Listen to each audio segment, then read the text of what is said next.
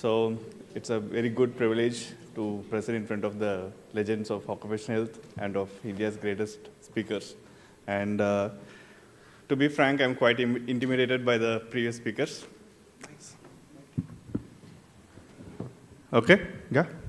So to be frank, I'm quite intimidated by the previous speakers, seeing their scientific papers and their statistics, but I'm an occupational physician. My job is to take care of the health of the patients, i.e. the employees of the organization. My study quite talks about the basic things which most of the times are neglected or taken for granted, especially the anemia part. Even the previous speaker, two speakers had talked about anemia, one with the pesticides and one with the NCDs. Even in the NCDs, I was quite looking forward to understand the anemia screening part, which I thought may be missing. But most of the places, especially in India, has a lot of people, especially females, with anemia. So, as an occupational physician, my aim was to improve the health of my workers, at the same time make the organization happy. So, how can I relate the health as well as make the organization happy? So, the only thing which can relate both was productivity. So, most of us know all about the symptoms of anemia and how it is, what are the types of it, and the most common types of anemia, the iron deficiency anemia. So, I'll skip most of it, but I'll just make a small note saying that anemia reduces the productivity of workers, especially female workers. Yeah. And considering the status of anemia, most of the neighboring countries of India as well as the world has a major chunk of females as well as males with anemia. So let's talk about productivity. Most of the consultants here are from an industrial background. So productivity is something which is can be defined as output by the input. So the major chunk will be like how to improve the health part and the productivity part, and how to compile both and give a projection to the organization to improve the health in a better way. So productivity can be increased by the following ways: increasing the output using the same input, reducing the input by maintaining the output as constant, increasing the output to a maximum extent with a smaller increase in input. And major chunk will be the human factors. The human factors can be even further classified into two criteria. One, the ability to work, and two, the willingness to work. So what the study which I did was a cross-sectional study. It was done in a part of southern India where in the biscuit manufacturing industry, where female employees were the major population of that particular location. And my study population is also only females. I have not included any male in this. And the sample size was around 400. The study tool includes basic data from the pre-employment medical checkups and a questionnaire, and a third part which includes assessment by the immediate shop floor supervisor on the particular employee.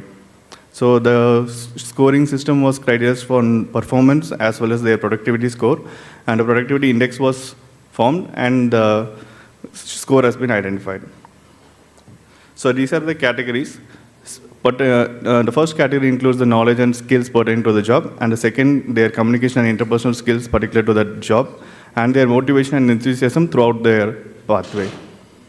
So the last line says the lowest score as 1 and the highest score as 10, and any remarks or comments was taken from the immediate supervisor.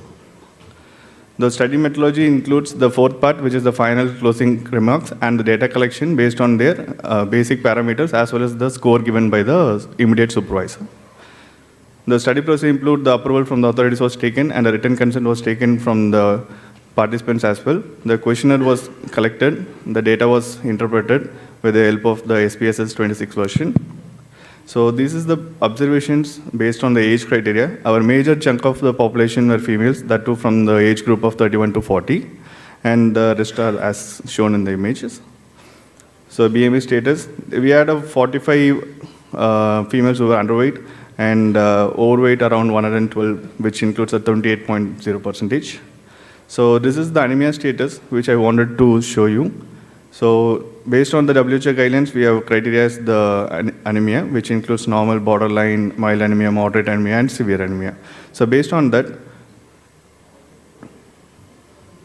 So based on that, the mild anemia, borderline anemia, and moderate anemia and severe anemia has been categorized, and they have been grouped into percentage also. So this is the score which the 400 female employees scored from the immediate supervisors. In the knowledge and skill pertaining to the job, the lowest score was 6, which was around 0.5 percentage, and the highest score was around 8, which was scored by 81% of the population. At the same time, the communication interpersonal skills, the lowest score was 6, and the highest score was 9. And regarding the motivation and enthusiasm, the lowest score was 6, and the highest score was 8. So the overall productivity score was again classified for all the 400 employees, and the highest score was 25. That is the out of 30. Out of the 3 parameters, each parameter had 10 scores, and the highest category was 25. And the overall productivity index was calculated based on the percentage-wise, based on the productivity score. So based on the statistical analysis, which was done with the questionnaire and the hemoglobin data, this cross-section study included 400 employees from this biscuit manufacturing industry, out of which 488.2% were married and 11.8% were unmarried. The borderline anemia is classified as such. The normal hemoglobin, it was 23%. Borderline anemia was 33.8%, and mild anemia was 33.3%.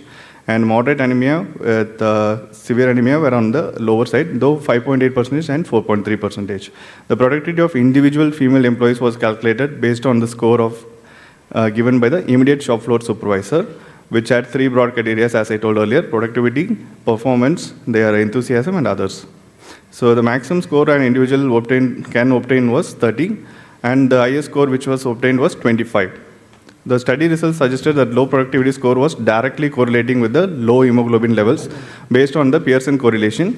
As the hemoglobin levels increases, it showed a strong positive correlation with the productivity with a p-value of less than 0.001. As a conclusion, this study's results shows that as the hemoglobin level increases, the productivity of the female worker also increases. And it's especially even seen in the age criteria also. The age less, the hemoglobin is also low, and the productivity is also low. So these are the recommendations which I have shared to the organization. We have initiated a workplace anemia prevention program, which included health education and awareness, individual assessment of knowledge of anemia and its prevention methods, providing iron supplements to combat anemia, improving dietary iron intake to combat anemia, and further detailed study on type of anemia prevalence for further controlling the cases, and the reevaluation of the anemia prevalence at the end of the anemia prevention program. So even deworming program was initiated, and every 6 months follow-up was given, and foolproof health screening procedure, the early identification to include the people in the workplace anemia prevention program, nutrition menu in the manufacturing unit canteen, and other iron-rich supplements. So these are the recommendations for other corporates and industries which I like to add. So first we have to determine the problem, analyze the situation, and raise the awareness and develop the partnerships, and develop the interventions and implementation plan as it is required for that particular group of individuals. So these are the references. Yeah, thank you. Thank you, Thank Dr. you very much. Sudharsan.